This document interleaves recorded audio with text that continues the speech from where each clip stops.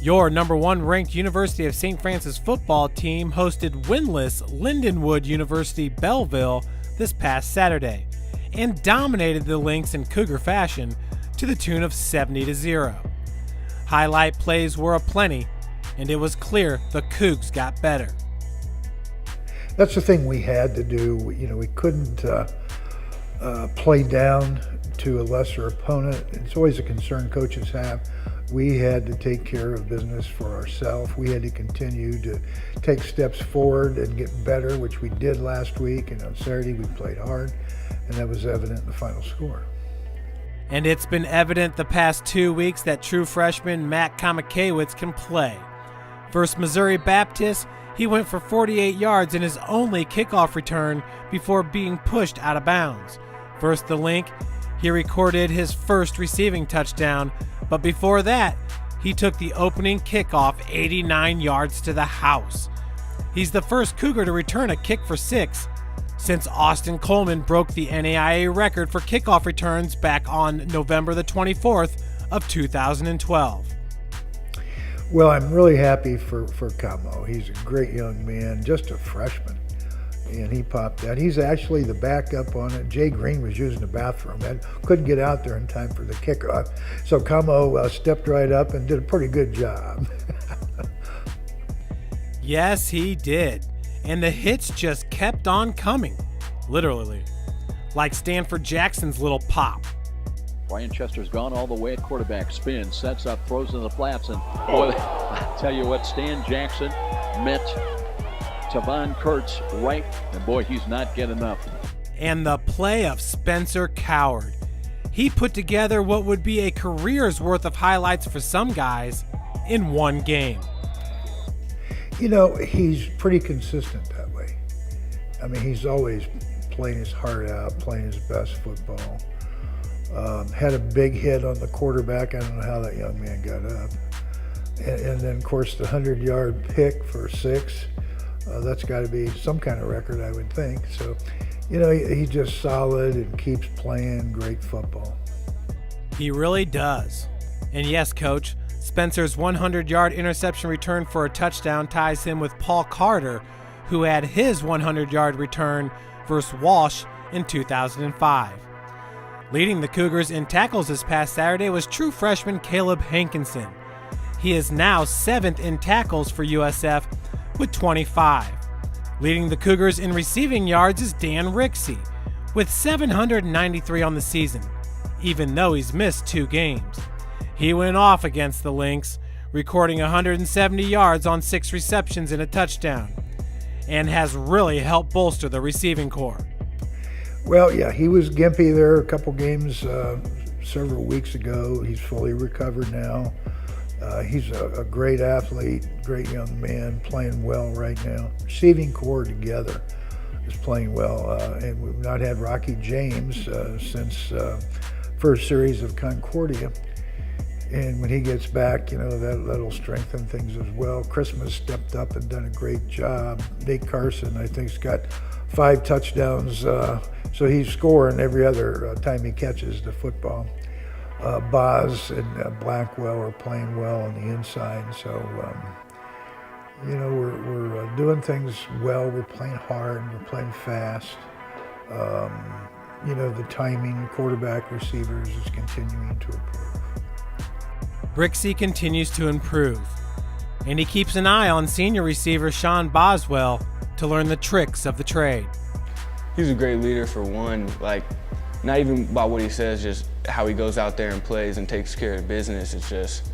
It's awesome to sit there and watch him even when we're on the field, see how he moves, and if there's a play comes up and I'm like, okay, maybe I think I'm about to get this one, and I go run my route and I'm covered, I just turn around and I see Boz got the ball, making a play, getting a first down or something like that, and it's just crazy how he can just always get open, it's always catching the ball.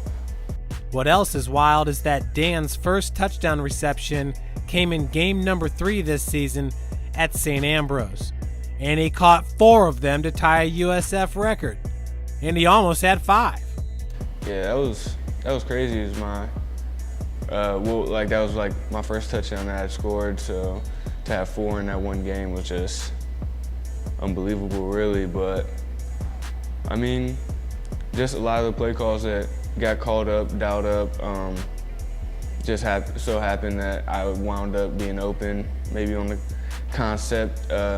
Safety on a play action came down too hard, just opened up a window for me and got me in the end zone.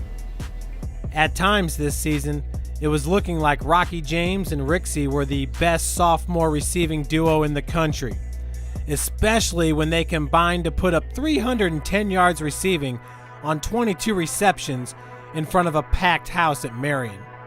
Yeah, that was a super fun game, and I think it was just me and Rocky wanting to play up to the pressure a little bit. I mean, they were probably the first real competitive team we've played with a group of DBs who could play pretty well, and I think we just wanted to step up to the plate and let everyone know that we could play. Rocky's been out since the Concordia game, but very well could see the field come playoff time.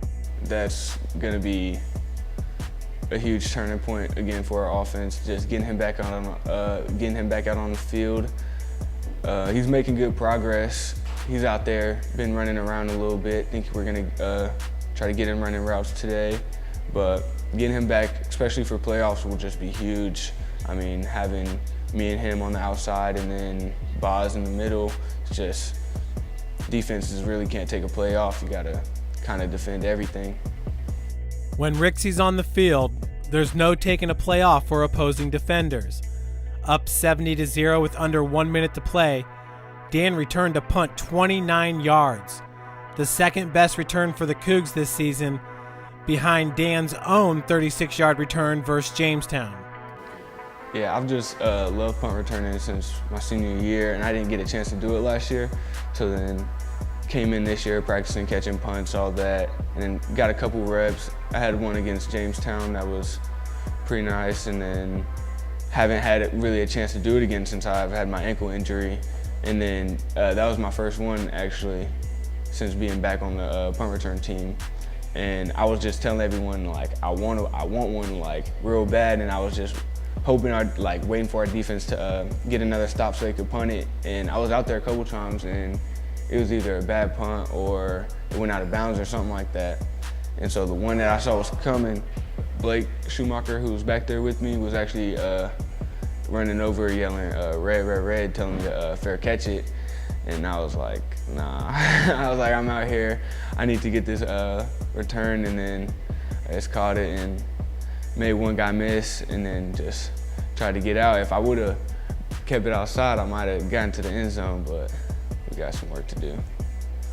He also almost got to the end zone on his 34-yard reception in the third quarter, and what a play it was. That play was wild. It was kind of one of those plays where it gets called and I go out there and I see how the defense is lined up and I'm like, probably got a good shot at this ball coming to me. And then I just ran my route, see it coming. I'm like, all right, cool. I know I'm at about the 10-yard line, and once I catch it, the defender just tries to tackle me and just drapes off me. And I think he tangled on my feet or something, and I just started stumbling. I'm just trying to figure out a way to get into the end zone and just a couple inches short. But Jay Green actually was running on the field after that, slapped my hand and goes, "Thanks for the touchdown, brother." And Green gets a lot of touchdowns. Well, up next is Taylor University. From nearby Upland, Indiana, the Trojans are sporting a 3-5 overall record, 1-3 in conference play. Most importantly, though, this Saturday is senior day for the Cougs. You know, Taylor always plays us tough. I have ultimate respect for Taylor University, their coaching staff, and how hard they play. I told our team on Sunday, these guys are overachievers. They fill their buckets and they play their maximum, and boy, you better play 60 minutes because they're going to give you all they got. It's huge, really. Just come out here, make sure I put everything out there, play 100% for the seniors. We've done a great job.